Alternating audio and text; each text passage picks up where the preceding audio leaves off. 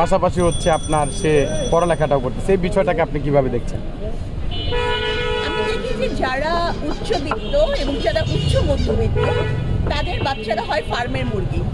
হ্যাঁ, পুরাই ফার্মের মুরগি। তারা স্কুলে যায়, কোচিংয়ে যায়, বাসায় আসে, তাদের মা তাদেরকে মুখে তুলে খাওয়াই দেয়, বাস এতটুকুই। তাদের মধ্যে কোনো পরিশ্রম করার কোনো টেন্ডেন্সি দেখি না, ফাইট করার কোনো কোনো স্পিরিট দেখি না।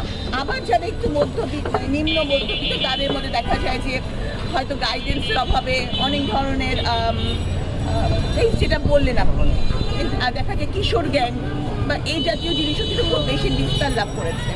কিন্তু আই মাস্ট অ্যাপ্রিসিয়েট হিম যে সে তার বাবা নাই, গাইডেন্সের অভাব বা উপরে কোনো অভিভাবক নাই, তারপরে তার মা রান্না করছে, সে বিক্রি করছে। খুবই অ্যামেজিং একটা বিষয়।